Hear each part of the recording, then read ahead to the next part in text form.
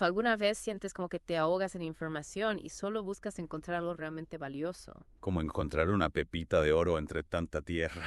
Exacto. Bienvenido a The Deep Dive, donde analizamos a fondo las fuentes que ustedes nos envían. Nos sumergimos en las profundidades. Hoy, el aprendiz nos ha retado con un clásico. El titán de la literatura. Nada más y nada menos que Frankenstein o el moderno Prometeo de Mary Shelley. De la colección novelas. Y en este Deep Dive analizaremos extractos de la versión digital de Libros en Red del 2004. Nuestra misión, si deciden aceptarla, es desmenuzar las lecciones principales que encontramos en estas primeras partes de la novela. Y bueno, también analizaremos por qué estas lecciones nos hacen reflexionar y pues destacaremos algunas frases que nos llamaron la atención. Y todo esto en un lenguaje sencillo y coloquial como si estuviéramos platicando. Como para ti, el aprendiz. Empecemos por las cartas de Robert Walton que nos parecieron muy reveladoras. No, su ambición es impresionante, ¿verdad? Obviamente. Claramente busca la gloria antes que la comodidad y no le importa sacrificarse para alcanzarla. Ajá. Describe todos los preparativos que hizo para su viaje. Sí. Aguantó muchas dificultades con los balleneros, estudió matemáticas, medicina y ciencias físicas para estar listo para la aventura. Y hasta le ofrecieron ser piloto. Increíble, ¿verdad?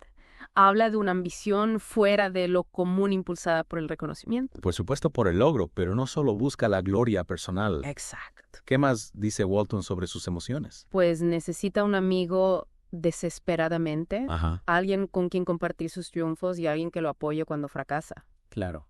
Dice que se siente terriblemente solo. Sin nadie con quien conectar a nivel intelectual y emocional. Exacto. Y hasta se considera muy impulsivo y reconoce que ser autodidacta tiene sus desventajas. Es curioso cómo esta búsqueda de validación externa y compañía va de la mano con su ambición. ¿Verdad?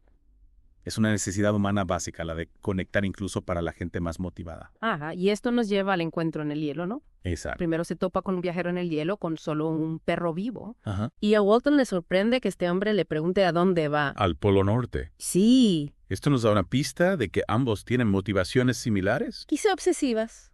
Tal vez. Y luego llega el segundo viajero. En peores condiciones. El mismísimo Victor Frankenstein llega a la deriva en un témpano de hielo, Casi muerto. con un solo perro sobreviviente. Wow. Lo describen como un hombre demacrado que ha sufrido mucho. Claro. Y sus preguntas son parecidas a las del primer viajero. Ajá. Pregunta hacia dónde van y busca a un hombre al que llama demonio. Un demonio. ¿Sí? Ah. Y esa referencia al demonio es muy importante. Un presagio de lo que está por venir. Insinúa el dramatismo y lo monstruoso de la persecución de Frankenstein. Sin duda. Pero la reacción de Walton ante este hombre angustiado también es significativa. Sí, ¿cómo reacciona? Siente un gran afecto y admiración por Frankenstein a pesar de su estado. Interesante. Le impresiona su inteligencia y su elocuencia. A pesar de estar débil. Exactamente. Y también le llama la atención que Frankenstein se interese por sus propias aventuras. Vaya. Sin embargo, nota que Frankenstein tiene una tristeza profunda y que lucha contra un humor antisocial. Es un hombre brillante, pero muy atormentado. Y en un momento muy conmovedor, Frankenstein le da una advertencia a Walton. ¿Ah, sí? Sí, le dice, ¿busca usted el conocimiento y la sabiduría como me sucedió a mi antaño deseo con fervor? Que el fruto de sus ansias no se convierta para usted en una serpiente que le muerda como me ocurrió a mí. Una frase muy poderosa. ¿Verdad? Especialmente para el aprendiz, a quien le encanta aprender cosas nuevas. Totalmente. Frankenstein le está advirtiendo a Walton que la búsqueda del conocimiento puede ser peligrosa. Si no se controla. O si se usa para mal. Ajá. La serpiente que muerde representa el dolor y la destrucción que puede causar el conocimiento. Vaya. ¿Qué clase de conocimiento buscaba Frankenstein? Es la pregunta del millón. Totalmente. Ahora hablemos de la infancia y educación de Victor Frankenstein. Venga. Tuvo una educación privilegiada, ¿no? Sí, provenía de una familia muy respetada en Ginebra. Ajá. Sus padres se amaban mucho y querían que Elizabeth se casara con él. ¿Una familia? Sí, y Elizabeth era como un ángel. Dime, bondadosa y cariñosa. Y Víctor la quería mucho. Era la inocencia personificada, Qué contraste con los horrores que vendrían después. ¿verdad? Esto demuestra que la felicidad es frágil. Y que incluso la gente con un buen comienzo puede terminar mal. Pero el destino de Víctor se define cuando se obsesiona con la filosofía natural. ¿A qué edad? A los 13 años leyó un libro de Cornelio Agripa y se interesó mucho por las teorías y los hechos maravillosos que describía. Y compartió su entusiasmo con su padre. Lamentablemente su padre no lo tomó en serio. Qué mala suerte. Fue una oportunidad perdida. Imagínate si Víctor hubiera tenido un mentor en ese momento. Alguien que guiara su curiosidad. Exacto. Esto nos hace reflexionar sobre la importancia de los mentores y de no desalentar las pasiones intelectuales de los jóvenes. Sin duda. La novela también menciona a sus hermanos Ernest y William y describe su vida familiar como armoniosa. Hasta que llegó la tragedia. Exacto. ¿Y cuál fue esa tragedia? Pues Víctor tuvo que irse a estudiar a la Universidad de Ingolstadt. Un punto de inflexión en su vida. Sí, tuvo que dejar todo lo que conocía e irse a un lugar desconocido. Y justo antes de irse ocurrió algo terrible. Su madre murió de escarlatina. Oh, no. Se contagió cuidando a Elizabeth. Qué triste. Y antes de morir le pidió a Víctor que se casara con Elizabeth. Vaya ahora, y Víctor tenía una responsabilidad aún mayor. Esta pérdida lo marcó mucho. ¿Cómo se adaptó a su nueva vida en Ingolstadt? Al principio le costó mucho trabajo. ¿Por qué? Extrañaba a su familia y a su amigo Clerval. Claro. Había vivido muy protegido y ahora se sentía abrumado por tantas caras nuevas. Pero también tenía muchas ganas de aprender cosas nuevas. Sentía un conflicto entre su zona de confort y su curiosidad. Sus primeros encuentros con los profesores fueron muy interesantes, sobre todo con el profesor Krampe. Krempen no le dio ninguna importancia a los estudios previos de Víctor. Despreció a Agripa y a Paracelso. Dijo que eran inútiles.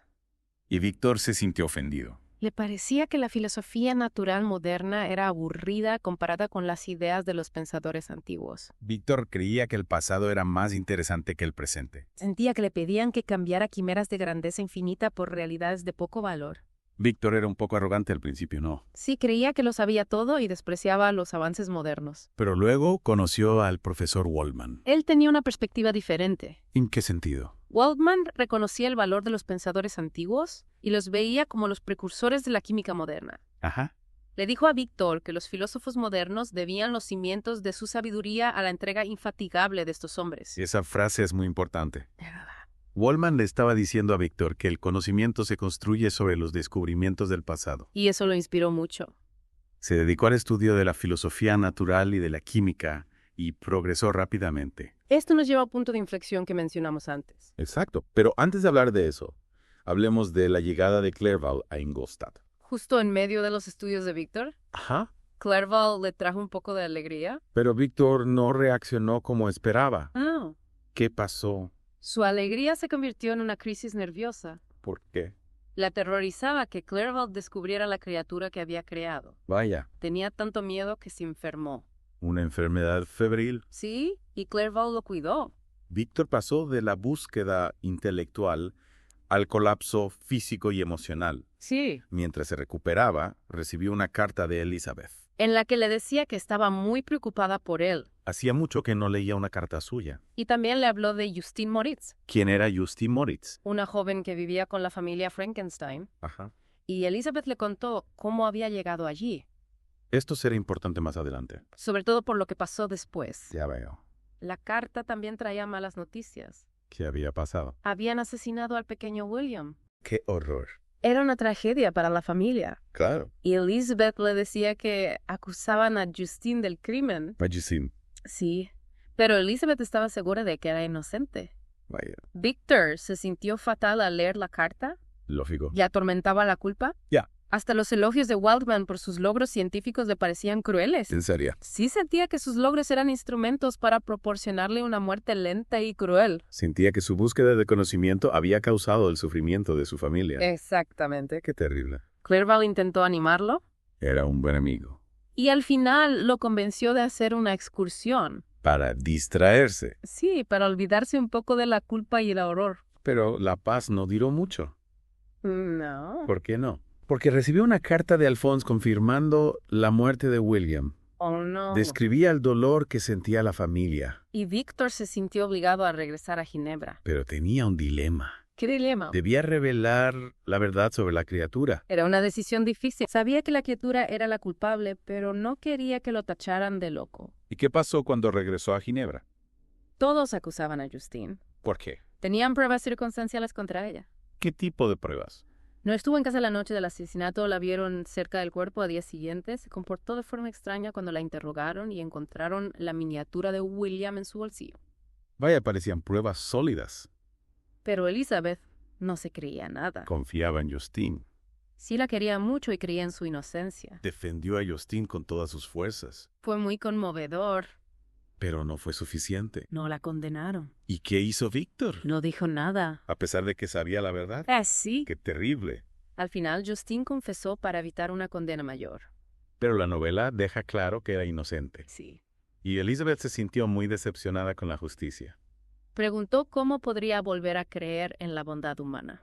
Esa frase resume su desilusión. Había perdido la fe en las personas. Y Víctor se sentía fatal. Sabía que Justine era inocente, pero no había hecho nada para salvarla. Esta historia es una tragedia. Sí nos habla de la injusticia y de poder de las pruebas circunstanciales. Y nos deja varias lecciones importantes. La primera es la ambición descontrolada. Como vimos con Walton y con el propio Frankenstein. La ambición puede tener consecuencias destructivas. La segunda lección es el aislamiento. Tanto Walton como la criatura se sentían solos y necesitaban conectar con alguien. La falta de comprensión y compañía los llevó por mal camino. La tercera lección es la responsabilidad. Víctor creó vida, pero no se hizo responsable de su creación. La abandonó y eso tuvo consecuencias terribles. No pensó en las implicaciones éticas de sus actos, Y hablando de la criatura, que no aparece mucho en esta parte de la historia. su presencia se siente en todo momento. Más adelante en el libro, la criatura describe su sufrimiento con estas palabras. Escríbeme Frankenstein. Yo era bueno. Mi espíritu estaba lleno de amor y humanidad, pero estoy solo, horriblemente solo. Una frase que nos parte el alma. Refleja la tragedia de su existencia. Era inocente, pero el aislamiento y el rechazo lo corrompieron. Y la criatura también maldice el día en que nació. Dice, maldito sea el día abominable diablo en el cual viste la luz. Malditas sean, aunque me maldigo a mí mismo, las manos que te dieron forma. Es una expresión de angustia y autodesprecio. Pero también revela la complejidad de la culpa. Y a pesar de ser un monstruo, la criatura anhela ser asentada. Dice, concédeme la felicidad y volveré a ser virtuoso. Esto nos dice que incluso un ser como él podría haber sido bueno si lo hubieran tratado bien. En resumen, el aprendiz. Frankenstein nos enseña que la ambición puede ser peligrosa, que el aislamiento nos hace daño y que debemos ser responsables de nuestras creaciones. Estas primeras partes de la novela plantean cuestiones morales y filosóficas muy complejas. Nos hacen pensar en las consecuencias de nuestros actos. Y te dejamos una pregunta para reflexionar. Dados los nobles propósitos de Víctor, ¿qué errores lo llevaron a la tragedia? ¿Y cómo podemos aplicar esto a nuestra propia búsqueda del conocimiento y el progreso? Reflexiona sobre las frases que hemos compartido. Y sobre cómo expresan las emociones de esta historia. Y este es solo el principio. La historia de Frankenstein tiene mucho más que ofrecer. Más drama, más giros y más dilemas morales. Quizá volvamos a sumergirnos en este relato en el futuro. Por ahora, gracias por acompañarnos en The Deep Dive. Hasta la próxima. Adiós.